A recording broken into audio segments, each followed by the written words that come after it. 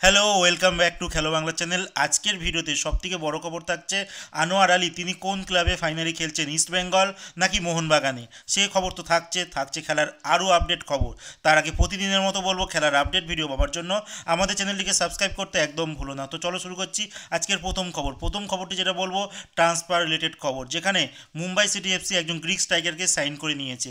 Last এক ভিডিওর আগে আমি একটা ভিডিওতে জানিয়েছিলাম তোমাদেরকে, গ্রিক স্ট্রাইকার যার নাম নিকোলাস ক্যারেলিস, তার সঙ্গে কিন্তু মুম্বাই টিম কথাবার্তা চালাচ্ছে। তা ফাইনালি হলো, আর গতকালকে মুম্বাই সিটির তরফ থেকে অফিসিয়ালি জানিয়ে দেওয়া হয়েছে এই গ্রিক স্ট্রাইকার নিকোলাস ক্যারেলিসকে তারা সাইন করে নিয়েছে। এবার দেখা যাক তিনি কবে ইন্ডিয়াতে আসেন আর কবেই মুম্বাই সিটি এফসির যে প্র্যাকটিস স্টার্ট হবে সেখানে তিনি যোগ দেন, আর ইন্ডিয়াতে এসে তার পারফরমেন্স কেমনই বা থাকে সেটার জন্য আমরা অপেক্ষা করব। এরপরে যে খবরটি বলবো, হিজাজি মায়েরকে নিয়ে।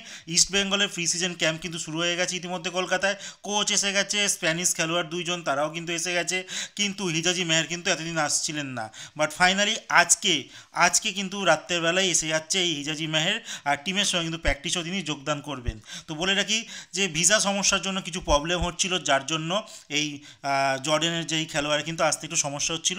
বাট ফাইনালি তিনি আজকে এসে যাচ্ছেন, আর তারপরে তিনি আগামীকাল থেকে হয়তো মোটামুটি একটা সাক্ষাৎকার টিমের সঙ্গে করবে, তারপর থেকে তিনি কিন্তু টিম প্র্যাকটিসে যোগদান করবেন। এরপরে যে খবরটি বলবো হুগো বোমসকে নিয়ে অনেক দিন ধরেই যে একটা জল্পনা চলছিল যে তিনি মোহনবাগান তো ছেড়ে দিয়েছে, তো এবার তিনি কোন ক্লাবে যাবেন, বাট সেটা অফিসিয়ালি কিন্তু হয়নি। বাট গতকালকে হুগো বোমস নিজের সোশ্যাল মিডিয়া পেজে নিজে একটি পোস্ট করে দেন, যেখানে মোহনবাগানকে টাটা বাই বাই জানিয়ে দেন এবং তার প্রতি যে ভালোবাসা মোহনবাগানের প্রতি সেটাও তিনি ব্যক্ত করেন, যে তার মনের কণায় কিন্তু এই মোহনবাগান টিম একটা জায়গায় কিন্তু থাকবে, সেটাও তিনি লিখতে ভুল করেননি। এবার দেখার বিষয় তিনি কোন ক্লাবে সাইন করলো। এখনও অবধি কিন্তু রুমার চলছে যে উড়িষ্যা এফসিতে হয়তো তিনি এই নতুন মরশুমে খেলবেন। এবার দেখার বিষয় তিনি কোথায় খেলেন। এরপরে যে আপডেটটি দেবো জিকসান সিংকে নিয়ে কিন্তু একটা বড় আপডেট বেরিয়ে আসছে। ইস্ট বেঙ্গল কিন্তু তাদের প্রথম যে টার্গেটটা কমপ্লিট করে ফেলেছে আনোয়ার আলীকে নিয়ে, যেটা একদম নোটবুকে কারোর কাছেই ছিল না যে খবর যে আনোয়ার আলী ইস্ট বেঙ্গলে আসতে পারে। এরপরে কিন্তু ইস্ট বেঙ্গল তার নেক্সট মিশনে নেমে পড়েছে জিকসান সিংকে সাইন করাবার জন্য কিন্তু ইস্ট বেঙ্গল অল আউট যাচ্ছে। এবার দেখার বিষয় যে জিকসান সিং কিন্তু আদৌ পায় কি না, কারণ অল আউট যাওয়া আর হাতে পাওয়া দুটোর মধ্যে কিন্তু তফাৎ রয়েছে। বাট আনোয়ার আলী ম্যাটারটা অনেক দূর এগিয়ে গেছে। বাট এবার দেখার বিষয় জিকসান সিংকে কী করে। আপুইয়াকে কিন্তু হারিয়ে ফেলেছে এই মোহনবাগানের কাছে, সেখানে আনোয়ার আলীকে তারা জয়লাভ করে। তো আনোয়ার আলীর কথা বলছি, তো আনোয়ার আলীকে নিয়ে আপডেট দিই।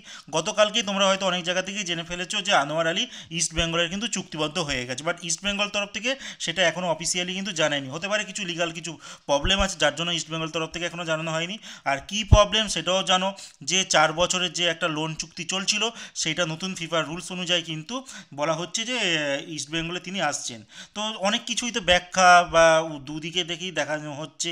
বাট এবার তোমাদের আমি একটা কথা বলে রাখি, তোমরা অনেক জায়গায় ভিডিও দেখছো, কিছু চ্যানেল আছে যারা দেখবে রাত্রেবেলা দিকে ভিডিও দেয়, তারা একটা পক্ষ নিয়ে কথাবার্তা বলে, আবার কিছু চ্যানেল আছে তারও উল্টো দিকে একটা পক্ষ নিয়ে কথা বলে। যেরকম রাত্রেবেলা যিনি ভিডিও করেন তার ক্ষেত্রে দেখবেন যে একটা মুচকি হাসি দিয়ে অন্য কোনো টিমকে ছোট করা হয়, ঠিক তারও উল্টো দিকেও কিছু লোক ভিডিও করে।